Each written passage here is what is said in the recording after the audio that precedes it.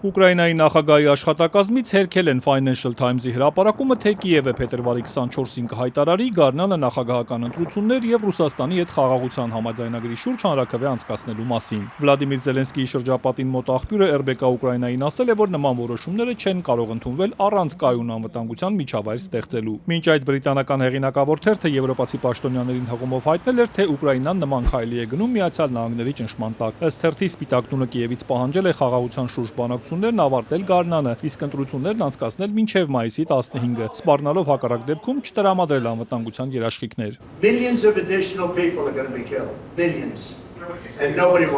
Reuters-ն իր հերթին անցած շաբաթ հայտնել էր, որ Միացյալ Նահանգներն ու Ուկրաինան քննարկում են շրջանակային համաձայնագիր, ըստ որի խաղաղ կարգավորման պայմանները Ուկրաինայում կդրվեն հանրաքվեի։ Այն կհամընկնի նախագահական ընտրությունների անցկացման հետ, որոնք կարող են տեղի ունենալ մայիսին։ Ուկրաինայի նախագահը մշտապես հայտարարել է, որ ընտրություններ անցկացնելու համար անհրաժեշտ են անվտանգության երաշխիքներ եւ օրենսդրական փոփոխություններ։ Անցած շաբաթ էլ Վլադիմիր Զելենսկին հայտնել էր, որ ԱՄՆ-ն առաջարկում է պատերազմը դադարեցնել մինչև ամառ։ Կրեմլի խոսնակը հայտարարել է, որ դեռ վաղ է խոսել Ուկրաինայում հնարավոր ընտրությունների մասին։ Լրագրողները հետաքրքրվել են, թե արդյոք ընտրությունների եւ հանրաքվեի անցկացման մասին հնարավոր հայտարարությունը կարող է ազդել հակամարտության ելքի վրա, ինչին Դմիտրի Պեսկովը պատասխանել է. Մենք պետք է ուշադիր հետևենք այս տեղեկատվական հոսքերին, իհարկե նկատի ունենք դրանք, բայց միևնույն է հիմնվենք միայն սկզբնաղբյուրների վրա, իսկ սկզբնաղբյուրներից նման հայտարարություններ մինչ օրս չեն եղել։ Ու մինչ պարզ չէ, թե արդյոք Ուկրաինայում առաջիկայում սպասվում են ընտրություններ, Վլադիմիր Զելենսկին երեկոյան ուղերձում միասնականության կոչ է արել Եվրոպային։ Նա նաև նշել է, որ Եվրոպան պետք է ավելի ակտիվ քայլեր ձեռնարկի հանուն անվտանգության, ավելի շատ համատեղ սպառազինություն արտադրի եւ ավելի շատ առաջադեմ կարողություններ ստեղծի։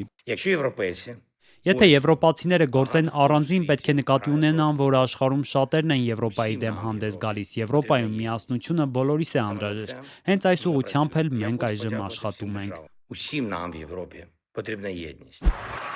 Այս ընթացքում կողմերը շարունակել են փոխադարձ հարվածները։ Խարկովում ռուսական անօդաչուի հարվածից սպանվել են մի տղամարդ ու նրա 3 երեխաները, եւս մեկ մարդ վիրավորվել է։ Կիևի քաղաքապետը հայտնել է, որ էներգետիկ համակարգին ռուսական հարվածների հասցրած վնասի պատճառով մայրաքաղաքում 1400 շենք դեռ զրկված է ջեռուցումից։ Դնեպրոպետրովսկում ռուսական զինուժը հարվածել է երկաթուղային համակարգին, վնասվել են ենթակառուցվածքներ եւ լոկոմոտիվներ։ Ուկրաինական զինուժն իր հերթին գիշերը հարվածել է Ռուսաստանին, այդ թվում Ռոստովին, Վոլգոգրադին, որտեղ բնակելի շենքեր են վնասվել։